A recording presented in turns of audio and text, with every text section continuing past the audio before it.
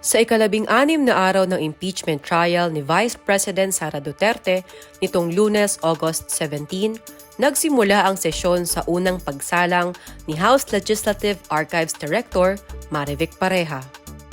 Ngunit sa loob lamang ng mahigit 20 minuto, mabilis din siyang pinayagang makaupo at umalis sa witness stand dahil agad na sumang-ayon ang defense team sa authenticity at regularity ng mga opisyal na dokumentong isinumite mula sa isang hearing ng Kamara noong Nobyembre 2024. Kasunod na tumayo sa witness stand si Gina Acosta, ang dating Special Disbursing Officer o SDO ng Office of the Vice President.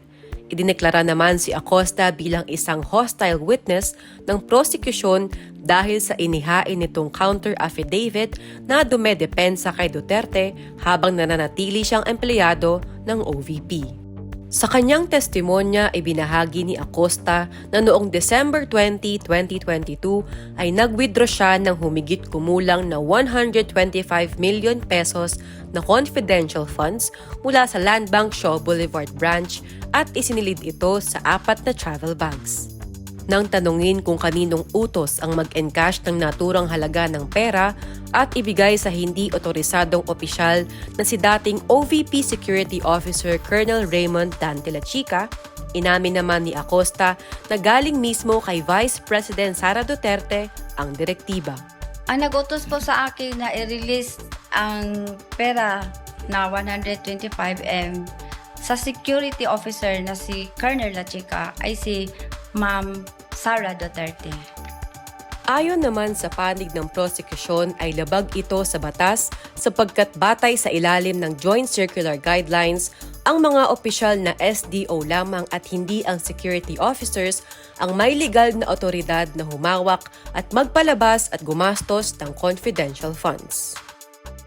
Umusbong din ang tensyon sa loob ng Senate Impeachment Court matapos kwestiyonin ni Senator Judge Erwin Tulfo ang tila hirap na pagsasalita ni Acosta ng Tagalog sa harap ng Senado kung kaya't humaba ang sesyon dahil sa pagsasali ng mga usapin mula sa wikang Tagalog, Ingles at Bisaya. Naglabas naman si Tulfo ng transcript mula sa nakaraang House hearing upang ipakita na maliwanag namang nakakapagtagalog noon si Acosta. Mr. President, tama na po itong panluloko sa atin. Samantala, nagkaroon din ng argumento nang magpakita ang prosekusyon ng AI-generated images ng mga bag at 125 million pesos na cash. Agad itong tinutulan ng Defense Counsel na si Attorney Lyndon Baquel dahil hindi raw ito garantiya ng totoong accurate visuals bagamat pinayagan pa rin ni Presiding Officer Francis Cheese Escudero ang prosekusyon na magpatuloy ng may paalala. Sa kabila ng maagang pag-adjourn ng sesyon noong Lunes dahil sa masamang panahon, tuluyan ng kinansela ng Senado ang nakatakdang paglilitis noong August 18 at 19 dahil sa patuloy na malakas na buhos ng ulan, dala ng habagat at mga inaasahang tropical depression.